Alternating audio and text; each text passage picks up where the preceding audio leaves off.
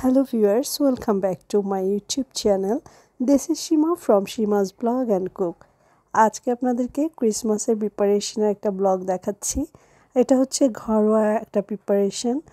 আমাদের ক্রিসমাসের আর 7-8 দিন বাকি আছে। তো আমার সোফার কভারগুলো ধুয়ে ফেলতে হবে। আমি গতকালকেই আমাদের যত পর্দা আছে ঘরে সেগুলো ধুয়েছি। কাপড় চোপড় তো প্রত্যেক দিনই ধুচ্ছি। তো ভাবলাম আজকে ছোট্ট করে এই ব্লগটি শেয়ার করি। আমি সোফার কভারগুলো ধোয়ার জন্য প্রথমে এটা আনকভার করেছি। অ্যান্ড এই যে ফোমগুলো এখন এগুলো রোদে দিব ছাদে, কারণ এটা আসলে আমি 3-4 মাস পর পর একবার রোদে দিই। আর দেখুন পিছনে যে কাঠের ফুলগুলো আছে এগুলো কিন্তু বেশ ময়লা হয়ে গেছে। তো এগুলো একটু মুছে নিচ্ছি। আমি একটা কাপড় ভিজিয়ে তারপর এগুলো মুছে নিচ্ছি, কারণ অনেক ময়লা জমেছে। অ্যান্ড টুকটাক মোছামুছি করছি। এই যে সেলাই মেশিনটা দেখছেন, এটা কিন্তু আমার খুবই পছন্দের একটা জিনিস। আমার যখন মন খারাপ থাকে আমি এখানে বসে বসে সেলাই করি। শুধু তাই না, নতুন একটা জামা তৈরি করে ফেলি, এতে আমার মনটা ভালো হয়ে যায়। মানে ক্রিয়েটিভ কিছু করতে আমার বেশ ভালো লাগে। আমি বিশেষ করে ঈদের ছুটি, তারপরে ক্রিসমাসের যে ছুটিটা পাই তখন আমি টুকটাক সেলাই করি, কারণ আমার ভালো লাগে। তো এটা একটু আমি মুছে নিচ্ছি, কারণ অনেক ময়লা জমেছে। আজকে বেশ কদিন ধরেই ঘরের কাজগুলো করা হচ্ছে, আর সন্ধ্যার দিকে আমি শপিংয়ে চলে যাই। তো যারা যারা শপিং ব্লগ দেখতে চান আমাকে নক করতে পারেন, ইন্সপায়ার হলে তবে আমি ওই ব্লগটি করব। শোকেসটার ভেতরটা অগোছালো হয়ে আছে। সারাটা বছর আমরা জাস্ট খালি ইউজই করি, আর যখন একটু সময় পাই তখন গোছাই। কয়েকবারই থালাবাটি বের করা হয়েছে। আমাদের জন্মদিনে ছিল, মানে অনেক গেস্ট খেয়েছে। একটু মুছে নিচ্ছি এবং মোছার পরে দেখা যাচ্ছে কি পরিমাণে ময়লা। আর আমার ফ্রিজটা কিন্তু অনেক বড়, মানে আমার থেকেও কিন্তু মাথার উপর আরও অনেক বড়। তো ওটা ওভাবে পারিনি, ফ্রিজটাও পরিষ্কার করে ফেলেছি। তো টুকটাক ঘরটা ঝেড়ে নিচ্ছি। আসলে আমি যখনই সময় পাই না, আমার নিচে ঝাড়ু দিতে গেলে আমার ঝাড়ুটা উপরে চলে যায়। মানে আমি সবসময় এরকম একটু ঘরের ঝুল ঝাড়তে থাকি। তো আজকেও ভাবলাম টুকটাক ঝেড়ে নেই। এখনও কাপড়গুলো, মানে অনেক কাপড় জমে আছে, দেখলেনই তো। সোফার কুশনগুলো বের করেছি, কুশন কাভারগুলো। আর এমনিও ঘরে পরার অনেক কাপড় জমে আছে, ওগুলোও ধুবো।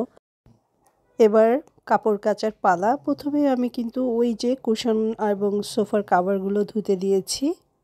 ওয়াশিং মেশিনে কাপড় ধুতে আমার বেশ ভালো লাগে, কারণ এটা অনেক সময় ধরে কাপড়টা ওয়াশ হতে থাকে এবং এটার ভেতর থেকে ময়লা বের হয়ে যায়। আমরা যখন হাতে কাচি তখন দেখা যায় 2বার বা 3বার একটা কাপড় একটু কাচা দিয়েই আমরা রেখে দেই।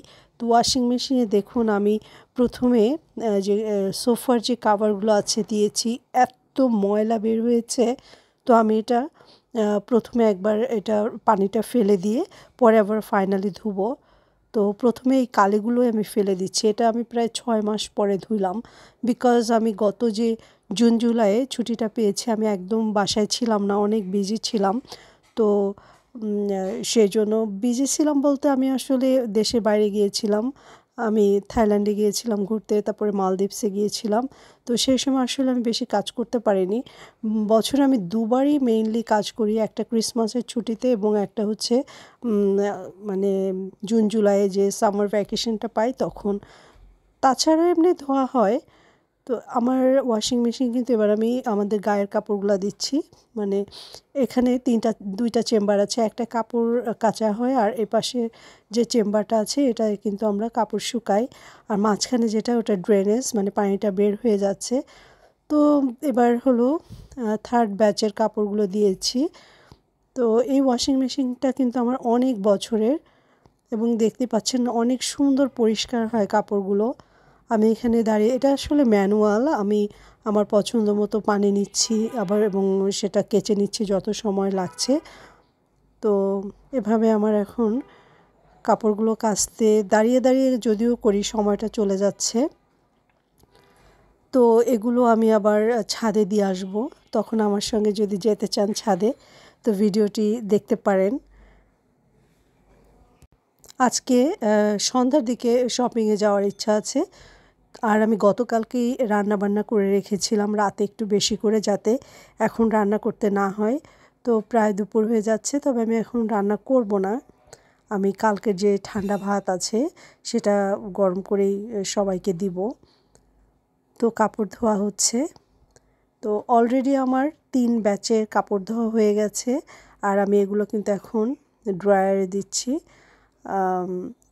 এখানে 1 মিনিটের মধ্যেই এত সুন্দর করে কাপড়গুলো থেকে পানি যায় এবং একদম শুকনা হয়ে যায়, মানে 85% বলা যায় একদম কাপড় শুকিয়েই যায়। আর বাকি যে 15% আছে ওটা বারান্দায় রশিতেই দিলে একদিনের মধ্যে শুকিয়ে যায়। বাট আমি যেহেতু আমার তাড়াহুড়া, মানে আমি চাচ্ছি যে ছাদে গিয়ে একদম সুন্দর করে শুকিয়ে আনবো। আর কাপড় চোপড় কিন্তু রোদে শুকাতে খুবই মজা। আপনারা যারা এই ধরনের কাজ করেন সংসারে তারা জানেনই। তো আমি এখন কাপড়টা কিন্তু এক 1 মিনিট না, এখানে আমি 30 সেকেন্ডসের জন্য দিয়ে দিচ্ছি এবং এতেই কিন্তু আমার কাপড়টা একদম ড্রাই হয়ে যাবে। আসলে ক্রিসমাসের আগে এরকম থাকেই টুকটাক কাজ, একটু ঘর ঝাড়া মোছা, আর সেগুলোই আমি করছি। তবে আবার শপিংয়ের জন্য আমার একটু কম কাজ করা হচ্ছে।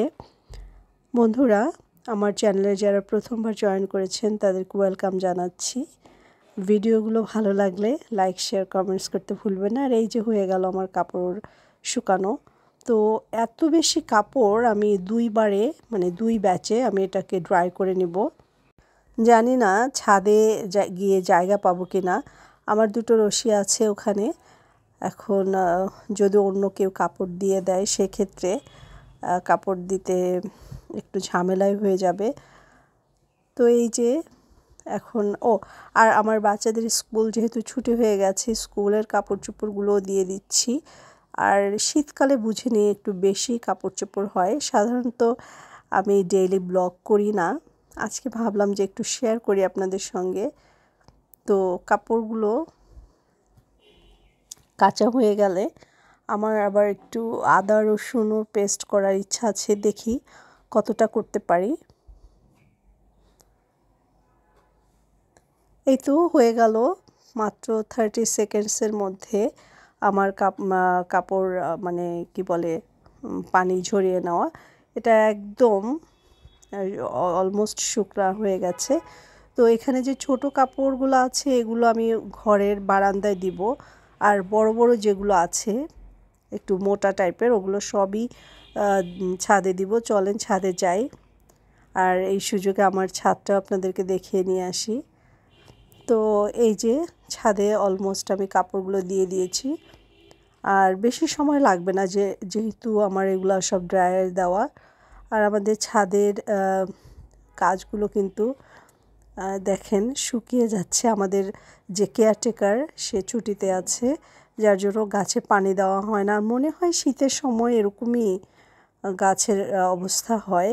তো এখানে একটা আমড়া গাছ আছে, আমড়া গাছে অনেক আমড়া হয়েছিল বর্ষার সিজনে। তো দেখুন এই যে এখন কেমন যেন ছোট ছোট হয়ে আছে। আর ওই পাশটার আমাদের স্কুল আছে, আমি আপনাদেরকে দেখাচ্ছি। আমি যে স্কুলে পড়াই আর আমার ছেলেমেয়েরাও একই স্কুলে যায়। তো স্কুলটার এখানে বাসা নেওয়ার কারণ হচ্ছে মানে স্কুলের একদম কাছাকাছি। আমার এখান থেকে স্কুলে যেতে 3 মিনিট সময় লাগে, সিঁড়ি দিয়ে 4 তলা পর্যন্ত পৌঁছাতে আর 3 মিনিট, মানে 6 মিনিটের মধ্যে হয়ে যায়। ওই যে এই যে বিল্ডিংটা দেখতে পাচ্ছেন উপরে টিন শেড, এটা হলো ছাদের উপরে আমাদের লাইব্রেরি আছে। তো এটা হচ্ছে স্কুল। তো এটা আমাদের বাসা থেকে মাত্র 2-3টা বিল্ডিং পরেই, একটু ঘুরে যেতে হয়। তো যাই হোক, ওগুলো দিয়ে ছাদে আমি আবার বাসায় চলে আসছি। এখন আমি আমার ক্রিসমাস ট্রিটা সাজাবো, আর সেজন্য যেই জিনিসগুলো লাগে আমি এটা সুন্দর করে ধুয়ে মুছে এগুলো রেখে দেই। তারপরে আবার এই যে বের করে ফেললাম। আজকেই ভাবছি এটা কমপ্লিট করব। তো ক্রিসমাস ট্রিটা সাজিয়ে আমি একটু খাওয়া দাওয়া করবো, মানে আমার এখনই ক্ষুধা লেগে গেছে, প্রায় 1টার বেশি বেজে গেছে। যদিও মেশিনে কাপড়গুলো কাচা হয়েছে কিন্তু অনেক সময় লেগেছে। তো এইভাবে আমি এখন আমার জিনিসগুলো বের করছি। এখানে যে লাইটের সেটগুলো দেখছেন, এটা কিন্তু অনেক দিন ধরে যাচ্ছে। আমি জানি না, অনেকেই কমপ্লেন করে যে আমাদের লাইটগুলো 1 বছরের মধ্যেই নষ্ট হয়ে যায় বা 6 মাসও মানে 2 বছর দিলেই। আমার এই যে লাইটের সেটটা দেখতে পাচ্ছেন গোল গোল, এটা কিন্তু আমি প্রায় 7-8 বছর ধরেই ইউজ করছি। তো আমার ক্রিসমাস ট্রিটা বেশি বড় না, ছোট্ট একটা ট্রি। এটা সাজালে অনেক সুন্দর লাগে। এটা আমি ওয়ারড্রোবের উপরে প্লেস করেছি এবং এখানে আমি আমার গোশালাটা সাজাবো। আসলে আমরা খ্রিস্টানরা গোশালাটা সাজাই। গোশালা বলতে মানে যেখানে যিশুর যে ছোট্ট ঘর, ওটা সাজাই। এর কারণ হচ্ছে আমরা ঈদের আগে বা কোনো উৎসবে আমরা নিজেদেরকে সাজাই, ঘরবাড়ি সাজাই। আমাদের যখন কোনো গেস্ট আসে তার জন্য বসার ব্যবস্থা করি। ঠিক তেমনি আমরা বিশ্বাস করি 25শে ডিসেম্বর আমাদের যীশু খ্রিস্টের জন্মদিন। উনি ওই দিন আমাদের বাড়িতে আসবেন, জন্ম নেবেন, আমাদের আশীর্বাদ করবেন। আর ওনার বসার জন্য মানে ওনার থাকার জন্য, ওনার জন্য একটা স্পেশাল জায়গা আমরা এভাবেই রেডি করি। তো আমি ছোট্ট করে নিচে একটা গোশালা দিব। আর আমি একাই কাজ করছিলাম এত সময়। আমার মেয়ে দৌড়ে এসে আমাকেও হেল্প করা শুরু করলো, যে সেও আমাকে গোশালাটা সাজাতে সাহায্য করছে। তো এই যে আমরা মা মেয়ে দুজনে মিলে এই গোশালাটা সাজাচ্ছি। আসলে এই গোশালাটা না সাজালে আমার কেন জানি মনেই হয় না যে ক্রিসমাস হচ্ছে। আমরা যতই খাওয়া দাওয়া করি, বাহ্যিকতা, কেনাকাটা, শপিং সবই আমাদের নিজেদের জন্য। শুধু এইটুকুই হচ্ছে আমরা ফিল করি যে আমাদের জিজাস 25শে ডিসেম্বর আমাদের এখানে জন্ম নেবেন এবং আমার বাসায় উনি এই জায়গাতেই থাকবেন। তো আপনারা সবাই জানেন যে সান্তা ওই দিন গিফট দেয়। জানেন কি হতো, যে ছোটোবেলায় আমার ছোট ছোট বাচ্চারা ঘুম থেকে উঠে দৌড়ে চলে আসতো এই ক্রিসমাস ট্রির কাছে, আর সেখানে মোজা আছে, মোজার মধ্যে ওদের জন্য আমি গিফট রেখে দিতাম। মানে সারা বছর ওরা যেগুলো এক্সপেক্ট করতো যে আমি একটা বারবি ডল লাগবে বা একটা গাড়ি লাগবে এই টাইপের, ওইগুলোই আমরা কিনে রাত্রেবেলায় মোজার মধ্যে রেখে দিই। আর এখন যেটা করি, ওদের জন্য কিছু টাকা রেখে দিই যেন ওরা ওই দিন খরচ করতে পারে। এই তো এবারও হয়তো তার ব্যতিক্রম হবে না। 24 তারিখেই ওদের জন্য এখানেই আমার মোজা আছে পাশে, ওখানে মানে ওদের জন্য কিছু সিক্রেট গিফট রেখে দিব, যাতে ওরা ফিল করতে পারে ওটা সান্তা দিয়েছে। তো এই তো আস্তে আস্তে আমার ক্রিসমাস ট্রিটা দেখতে সুন্দর হচ্ছে। তো এবার আমি এটা লাইট দিয়ে জড়াবো, মানে লাইটিংটা করলেই কেবল ভালো লাগে দেখতে।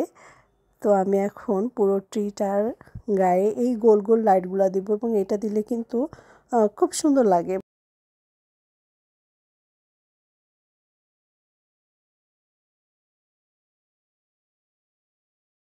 এই যে হয়ে গেছে, দেখুন কত সুন্দর হয়েছে।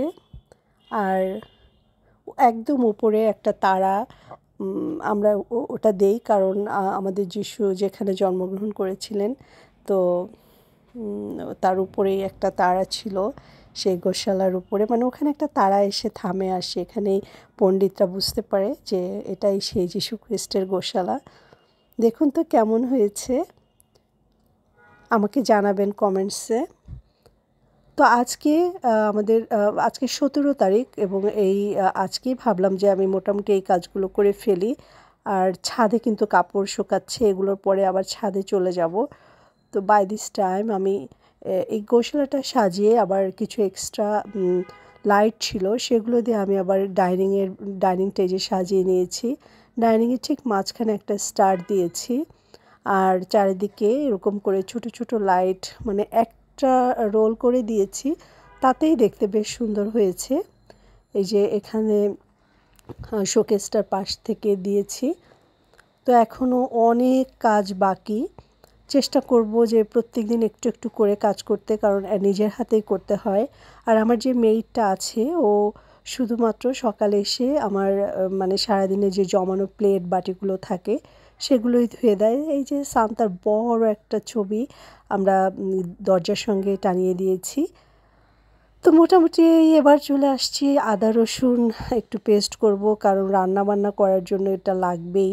আর এগুলো যদি রেডি করা থাকে তাহলে কিন্তু ঝটপট রান্নাটা হয়ে যাবে। তো আমি রসুনগুলো কিন্তু যেহেতু একার হাতেই সব করতে হয়, মানে এভাবে পুতো দিয়ে ছেঁচে নিলে দেখা যায় খুব তাড়াতাড়ি এটা বের হয়ে আসে, আর ততক্ষণে নখে মানে বেশি ব্যথা হয় না, প্রেশার লাগে না।